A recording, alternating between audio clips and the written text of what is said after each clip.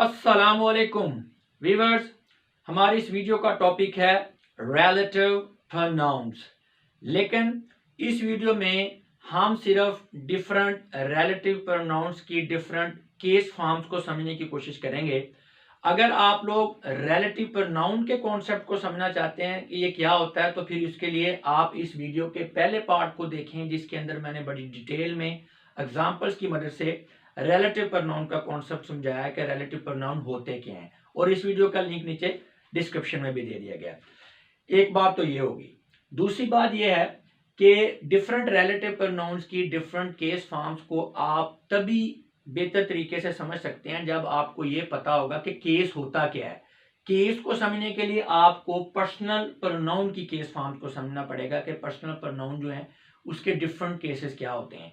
तो अभी थोड़ा सा हम उस कॉन्सेप्ट को रिवाइज भी करेंगे, लेकिन रिवाइज उन्हीं के लिए होगा ना जिनको पहले ये पता है। जिनको बिल्कुल ही नहीं पता वो इस वीडियो से कुछ भी समझ नहीं सकते, क्योंकि जब तक उन्हें जो है पर्सनल प्रोनाउंस की केस फॉर्म्स की समझ नहीं होगी तब तक वो रिलेटिव प्रोनाउन की केस फॉर्म्स को नहीं समझ सकते। इसलिए अगर आपको नहीं पता कि पर्सनल प्रोनाउन की केस फॉर्म्स क्या है, तो पहले आप पर्सनल प्रोनाउन के टॉपिक को अच्छी तरह से समझें। 4 वीडियोज हैं इसकी टेक्स्ट, तो उसमें मैंने बड़ी डिटेल में बताया है कि केस होता क्या है, पर्सन क्या होता है, उनको कैसे यूज करते हैं। इन वीडियोस के लिंक्स भी नीचे डिस्क्रिप्शन में मौजूद है। तो चलें बहरहाल स्टार्ट करते हैं अपने इस लेक्चर को। तो पहले हम रिवाइज करेंगे हमारा पर्सनल प्रोनाउन के केसेस को। तो पर्सनल प्रोनाउन के 3 केसेस होते हैं: subjective or nominative case, possessive और जेनेटिव केस, ऑब्जेक्टिव और एक्यूजेटिव केस। जब पर्सनल प्रोनाउन सेंटेंस के अंदर सब्जेक्ट के तौर पे यूज हो रहा है तो ये सब्जेक्टिव या नॉमिनेटिव केस में यूज होगा। जब ये किसी सेंटेंस के अंदर आपका पर्सनल प्रोनाउन किसी चीज के पोजेशन को शो कर रहा है तो फिर ये पोजेसिव या जेनेटिव केस में यूज होगा। और जब आपका पर्सनल प्रोनाउन सेंटेंस के अंदर एज एन ऑब्जेक्ट यूज हो रहा है तो फिर ये ऑब्जेक्टिव या एक्यूजेटिव केस में जो है वो यूज होगा। अब ये इनकी हालतें जो हैं, ये जो इनके डिफरेंट केसेस हैं, इनको डिटेल में स्टडी करने के लिए आप इनकी रेलेवेंट वीडियो को देख सकते हैं। तो इसी तरह अब हम ये देखेंगे जो हमारे रिलेटिव प्रोनाउंस हैं उनकी, जैसे कि हु, विच, दैट, व्हाट, इनकी डिफरेंट केस फॉर्म्स क्या हैं। तो चलें उसमें सबसे पहले हम देखेंगे case forms of who, relative pronoun जो हमारा है हु। तो रिलेटिव प्रोनाउन को भी थोड़ा सा मैं रिवाइज कर देता हूं ताकि इस लेक्चर की अच्छी तरह से आपको समझ आ जाए। देखिए, रिलेटिव प्रोनाउंस ऐसे प्रोनाउन होते हैं जो सेंटेंस के अंदर मौजूद पहले से जो कोई नाउन है या जो प्रोनाउन है उसको रिलेट करते हैं, उसको रिफर करते हैं। अब एक सेंटेंस में जो आपका रिलेटिव प्रोनाउन है उस सेंटेंस में मौजूद पहले से जो नाउन है या प्रोनाउन है जिसको आपका रिलेटिव प्रोनाउन रिफर कर रहा है या रिलेट कर रहा है उसको हम एंटीसीडेंट कहते हैं। अब जिस तरह ये पर्सनल प्रोनाउन के 3 केसेस हैं, इसी तरह ही बिल्कुल हमारे रिलेटिव प्रोनाउंस के भी 3 केसेस होते हैं। लेकिन ये हमें कैसे पता चलता है कि हमने हमारे इस रिलेटिव प्रोनाउन को अब नॉमिनेटिव केस में यूज करना है, जेनेटिव में यूज करना है या एक्यूजेटिव में यूज करना है। तो इसके लिए बड़ा सिंपल वन टाइम रूल है।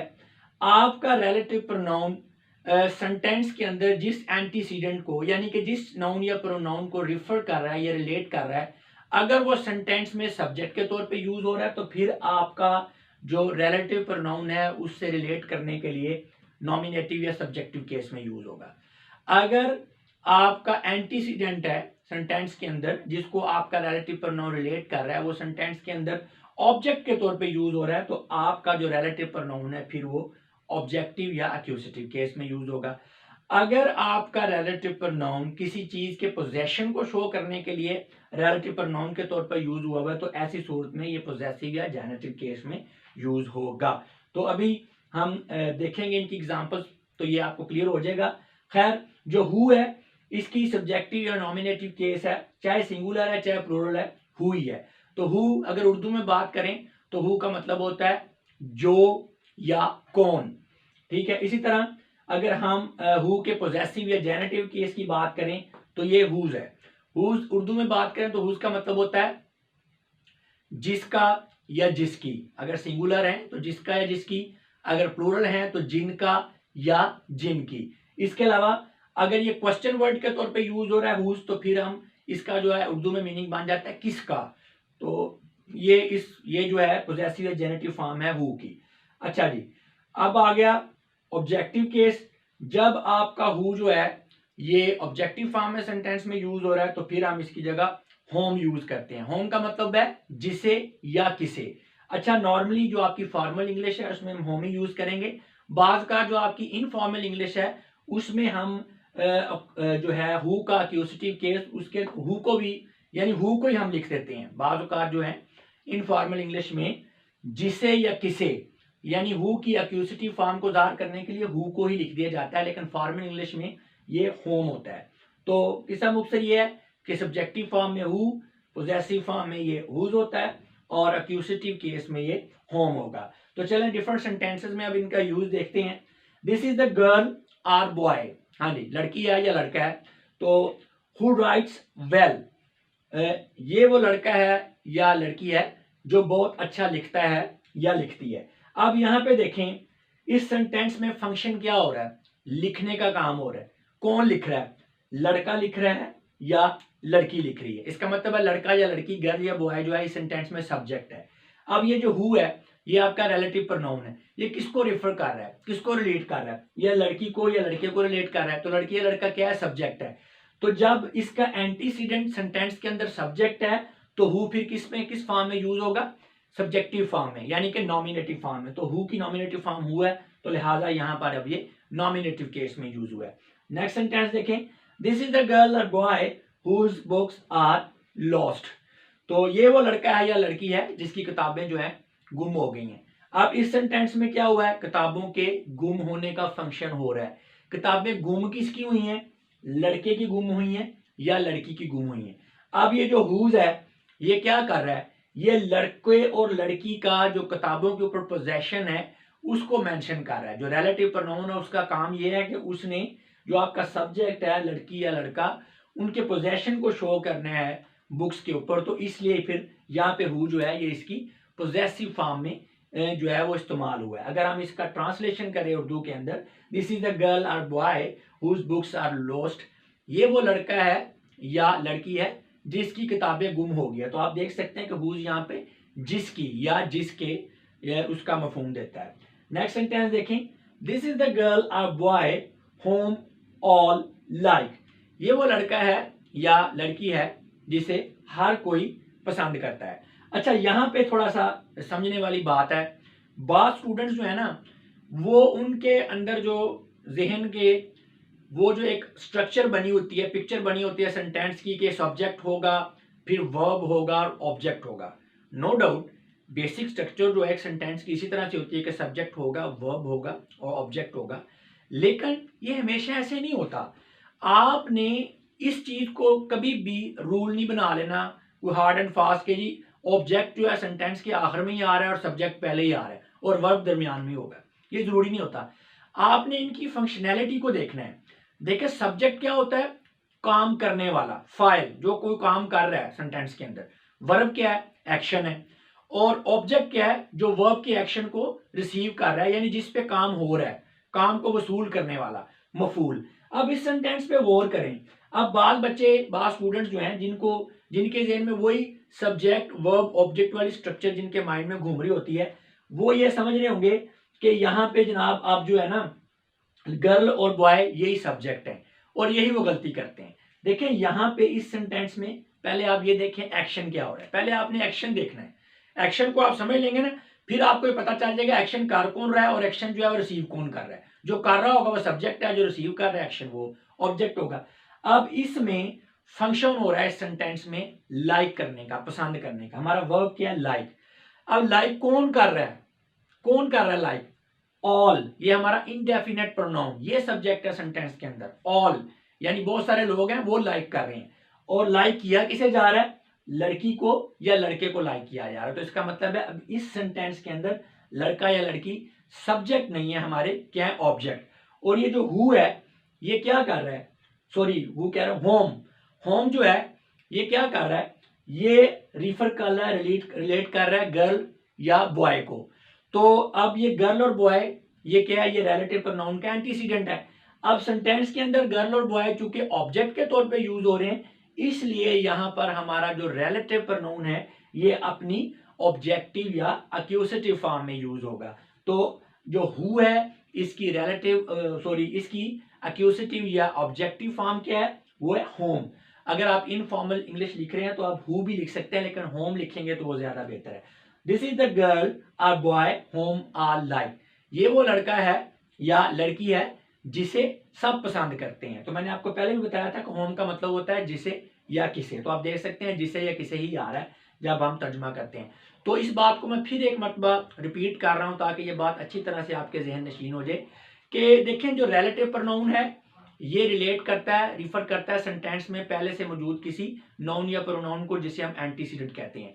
अब रिलेटिव प्रोनाउन जिस एंटीसीडेंट को रिलेट कर रहा है अगर तो वो आपका एंटीसीडेंट है, ये सेंटेंस के अंदर सब्जेक्ट के तौर पे यूज हो रहा है, तो आपका रिलेटिव प्रोनाउन जो है ये सब्जेक्टिव फॉर्म में यूज होगा।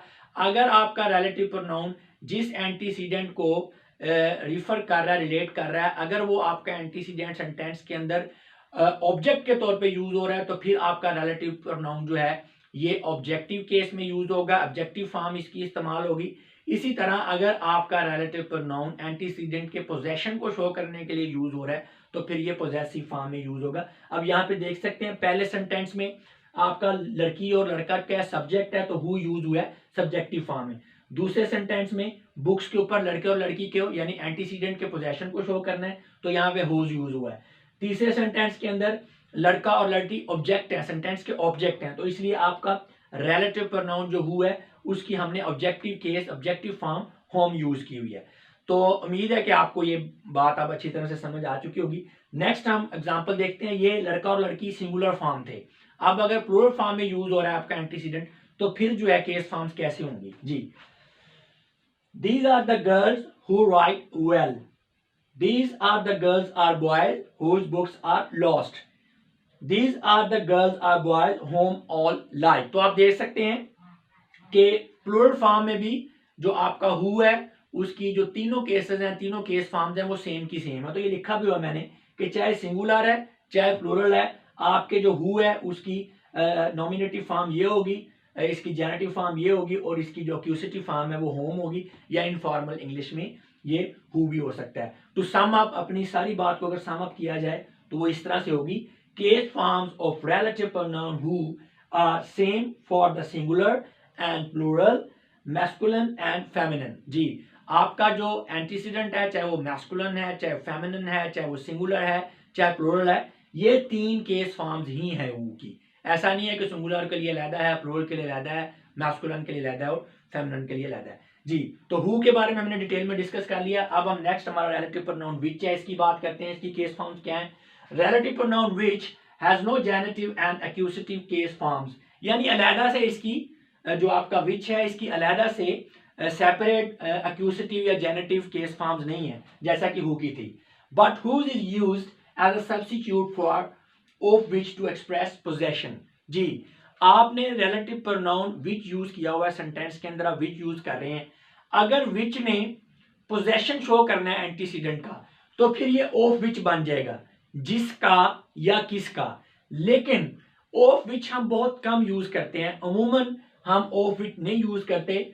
तो हमने जब एंटीसीडेंट का पोजेशन शो करना है तो ऑफ विच के सब्स्टिट्यूट के लिए हम होज यूज, यानी ऑफ विच के सब्स्टिट्यूट के तौर पर हम हुज को यूज कर लेते हैं। यानी ये जो आपका पोजेसिव या जेनेटिव केस हु का हुज है तो हम इसी को यूज कर लेते हैं ऑफ विच के सब्स्टिट्यूट के तौर पर। देखें ऑफ विच का मतलब यही होगा जिसका या किसका, तो हुज का मतलब भी यही है जिसका या किसका। अभी ये सेंटेंस के अंदर इसका यूज देखते हैं तो बात क्लियर हो जाएगी। दिस इज द व्हीकल, अब ये इस तरह से सेंटेंस बनना था, this is the vehicle the engine of which is not functional. ये ऑफ विच हमने यूज करना था। This is the vehicle the engine of which is not functional. तो ये एक हमारा लेबोरियस टाइप जो है वो सेंटेंस बन जाना था, इसमें खूबसूरती और क्वालिटी भी नहीं होनी थी। तो हमने ऑफ विच को लिखने के बजाय यहाँ पे होज लिख लिया है हुज में। अब this is the vehicle whose engine is not functional, ये वो व्हीकल है, ये वो गाड़ी है जिसका जो इंजन है वो फंक्शनल नहीं है, काम नहीं कर रहा। तो आप देख सकते हैं हमने हु विच के ऑफ विच के सब्स्टिट्यूट के तौर पर हुज को इस्तेमाल कर लिया। उम्मीद है कि आपको ये पॉइंट समझ आ गया होगा। नेक्स्ट रिलेटिव प्रोनाउन हमारा दैट है, इसको देखते हैं। The relative pronoun that has the same forms in the nominative and accusative case and in the singular and the plural. जी, आपका जो रिलेटिव प्रोनाउन दैट है, इसकी नॉमिनेटिव फॉर्म भी दैट है, इसकी एक्यूजेटिव फॉर्म भी दैट है, और सिंगुलर होगा या प्लूरल होगा आपका एंटीसीडेंट तो भी ये दैट ही यूज होगा। चाहे यानी कि आपका जो एंटीसीडेंट है वो सिंगुलर है, चाहे वो प्लूरल है, चाहे वो नॉमिनेटिव फॉर्म में है, चाहे वो एक्यूजेटिव फॉर्म है, तो आपकी दैट की फॉर्म यही रहेगी। और दूसरी अहम बात, जो दैट होता है इसका जेनेटिव केस नहीं होता, यानी दैट जो है ये पोजेशन को नहीं शो कर सकता। तो चलें आप देखते हैं इनकी एग्जांपल्स को। He that is industrious is always successful. तो वो जो कि मेहनती होता है वो हमेशा कामयाब होता है। अब इस सेंटेंस में देखें, इस सेंटेंस में जो है इंडस्ट्रीज क्या है, ये एक एडजेक्टिव है। अब ये एडजेक्टिव जो है ये किसका जो है, ये एडजेक्टिव किसको एक्सप्लेन कर रहा है, ही को मॉडिफाई कर रहा है। तो ही जो है इस सेंटेंस में हमारा सब्जेक्ट है। अब जो हमारा रिलेटिव प्रोनाउन दैट है ये किसको रेफर कर रहा है, ये किसको रिलेट कर रहा है, देखें ही दैट, वो जो, तो दैट जो है ये ही को रिलेट कर रहा है। तो ही सेंटेंस में सब्जेक्ट के तौर पर यूज हो रहा है, तो इसलिए आप कह सकते हैं कि यहाँ पे इस सेंटेंस के अंदर जो दैट है ये हमारा नॉमिनेटिव केस के अंदर यूज हुआ है। इसी तरह नेक्स्ट सेंटेंस देखें, they that are lethargic will be troubled. जी ये बिल्कुल ऊपर वाले सेंटेंस की तरह। अब लेथार्जिक यहाँ पे एक एडजेक्टिव है। अब ये किसको क्वालिफाई कर रहा है, दे को। कौन एडजेक्टिव है, दे, सॉरी कौन लिथार्जिक है, दे लिथार्जिक है। तो इसका मतलब है इस सेंटेंस में हमारा सब्जेक्ट क्या है, दे है। अब यहाँ पे जो रिलेटिव प्रोनाउन दैट है ये किसको रिफर कर रहा है, किसको रिलेट कर रहा है, ये दे को ही रिफर कर रहा है। तो लिहाजा चूंकि यहाँ पे हमारा जो रिलेटिव प्रोनाउन है इसका एंटीसीडेंट ये सब्जेक्ट है, तो इसका मतलब है यहाँ पर भी हमारा रिलेटिव प्रोनाउन जो दैट है ये नॉमिनेटिव केस में यूज हो रहा है। नेक्स्ट देखें, select anything that you like. तो जो भी चीज आपको चाहिए, जो आप पसंद करते हैं, आप उसे इंतखाब कर लीजिए। अब इस सेंटेंस में गौर करने वाली बात है, फिर वही वाली बात रिपीट हो रही है। मैंने आपको समझाया है कि आपने इस पिक्चर को जहन में नहीं बिठा लेना कि जो सब्जेक्ट है वो सेंटेंस के अंदर पहले ही आएगा, वर्ब जो है वो सेंटर में ही आएगा, और ऑब्जेक्ट जो है ये आखिर में ही आएगा। ये आपको बेसिक इंग्लिश जो है सिखाने के लिए स्ट्रक्चर यही बताई जाती है, और नो डाउट ऐसे ही होता है मोस्टली केसेस में, लेकिन ये हमेशा ऐसे नहीं होता। आपने सेंटेंस के अंदर सब्जेक्ट, ऑब्जेक्ट या वर्ब की पहचान करनी है उनके फंक्शनैलिटी के लिहाज से। अब यहाँ पे देखें, वही वाली बात मैंने आपको कहा, जब आपने सब्जेक्ट और ऑब्जेक्ट को आइडेंटिफाई करना है तो आपने पहले सबसे एक्शन को देखना है कि सेंटेंस के अंदर एक्शन क्या हो रहा है। तो यहाँ पे अब इस सेंटेंस के अंदर एक्शन क्या हो रहा है, लाइक करने का, पसंद करने का, या सिलेक्ट करने का। अब ये सिलेक्ट करना है या पसंद करना है, इसे कौन, यानी कौन सिलेक्ट कर रहा है, कौन पसंद कर रहा है, यू कर रहा है। इसका मतलब है इस सेंटेंस के अंदर हमारा सब्जेक्ट कौन सा है, यू है। ठीक है, तो अब ऑब्जेक्ट क्या है, सेंटेंस के अंदर ऑब्जेक्ट क्या है, एनीथिंग, यानी कोई भी चीज। ठीक है ना, इनडेफिनेट हमारा ये ऑब्जेक्ट आ रहा है, तो इसमें इसका मतलब है कि एनीथिंग हमारा ऑब्जेक्ट है जिस पे फंक्शन हो रहा है। ठीक है, यानी जिसे पसंद किया जाएगा उसे सिलेक्ट कर लिया जाएगा। पसंद भी यू ने करना है, लाइक भी यू ने करना है, तो यू सब्जेक्ट है। तो किसे सिलेक्ट किया जाएगा, किसे पसंद किया जाएगा, एनीथिंग को, तो हमारा ये ऑब्जेक्ट है। अब हमने देखना है हमारा रिलेटिव प्रोनाउन दैट, कि ये किसको रिफर कर रहा है। अब इसका एंटीसीडेंट कौन है, यू है या एनीथिंग है। गौर करें, देखना जो दैट है ये यू को रेफर नहीं कर रहा, ये रिफर कर रहा है एनीथिंग को, यानी आप जिस चीज को भी पसंद करें वो सिलेक्ट कर लें।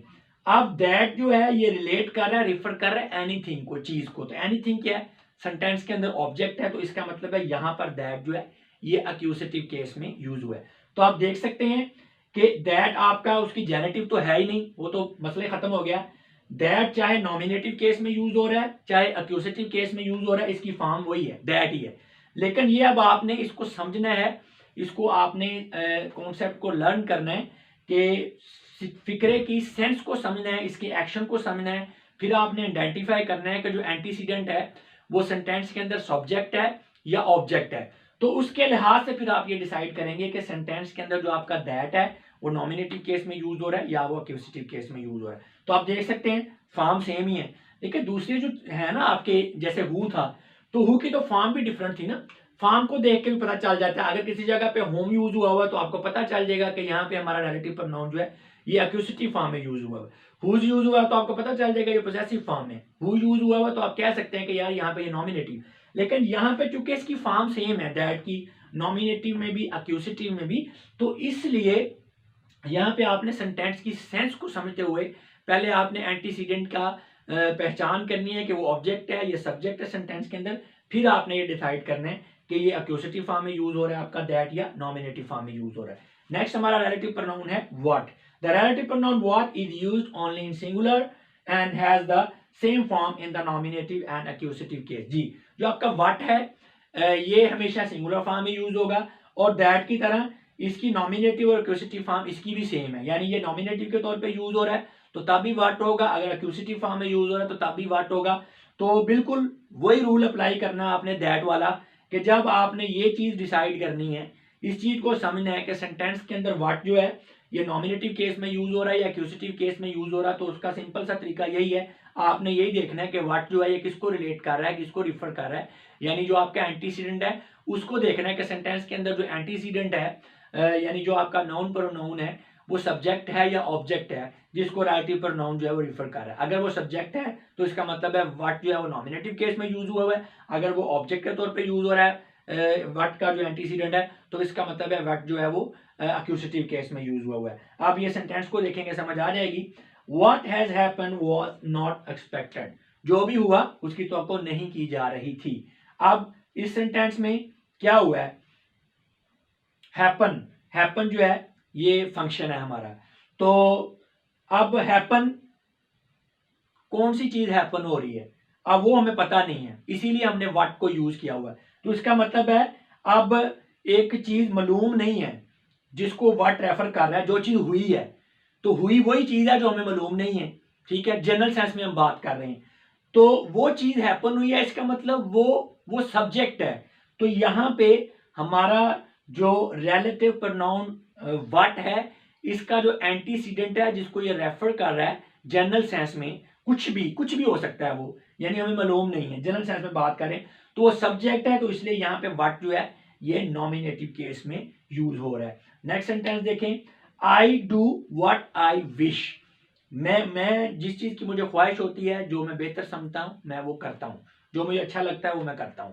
तो यहां पे आप देखें फंक्शन क्या हो रहा है, डू एक्शन है करने का। डू कौन कर रहा है, एक्शन कौन कर रहा है, आई। इसका मतलब है सेंटेंस में हमारा सब्जेक्ट कौन सा है, आई है। तो ऑब्जेक्ट क्या है, ऑब्जेक्ट हमें मालूम नहीं है, जनरल सेंस में बात हो रही है, कोई काम है जिसे भी आई जिसकी ख्वाहिश कर ले वो कर लेता है। अब इसका मतलब है डू का एक्शन किस पे हो रहा है, काम पे, जिसको व्हाट क्या कर रहा है, रिफर कर रहा है। तो इसका मतलब है वो जो काम है वो सेंटेंस के अंदर ऑब्जेक्ट है, और उसे चूंकि व्हाट रिफर कर रहा है, व्हाट जो है वो रिलेट कर रहा है, इसलिए व्हाट जो है इसका एंटीसीडेंट चूंकि सेंटेंस के अंदर ऑब्जेक्ट है, तो लिहाजा यहाँ पे व्हाट जो है आपका एक्यूसेटिव फॉर्म में यूज हो रहा है। इसी तरह नेक्स्ट सेंटेंस देखें, she failed in what she attempted.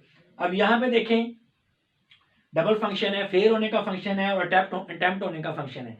तो अब ये अटेम्प्ट होने का जो फंक्शन है या फेल होने का जो फंक्शन है, इसे कौन परफॉर्म कर रहा है, इसे शी परफॉर्म कर रहा है। तो इसका मतलब ये है कि शी जो है ये सब्जेक्ट है, वर्ब क्या है सेंटेंस के अंदर, फेल होना या अटेम्प्ट करना। तो अब ऑब्जेक्ट क्या है, ऑब्जेक्ट सारी बात है वही चीज है ना जिसमें वो फेल हो गई है या जिसे करने की अटेम्प्ट की थी शी ने। अब वो क्या चीज है वो हमें नहीं पता, ठीक है। अब वो जो भी चीज है वो ऑब्जेक्ट है, ठीक है, सेंटेंस के अंदर।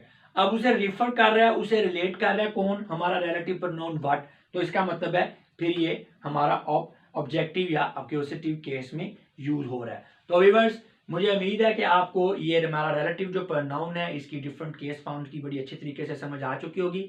आखिर में मैं जस्ट आपको इतना बताना चाहूंगा कि अभी हम पार्ट्स ऑफ स्पीच का जो सेगमेंट है वो पढ़ रहे हैं प्रोनाउन। तो प्रोनाउन में हमारा चल रहा है रिलेटिव प्रोनाउन।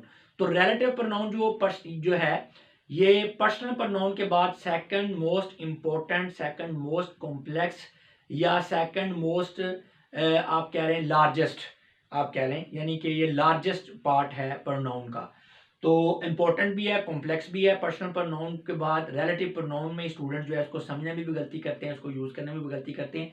तो ये काफ़ी बड़ा टॉपिक है, बड़ा कॉम्प्रीहेंसिव टॉपिक है, एक वीडियो में इसको कवर नहीं किया जा सकता, इसलिए डिफरेंट वीडियोज़ जो हैं उसके अंदर इसको ऑर्गेनाइज किया गया है। पहली वीडियो थी जिसके अंदर इसका इंट्रोडक्शन दिया है, अब ये दूसरी वीडियो चल रही है पार्ट 2।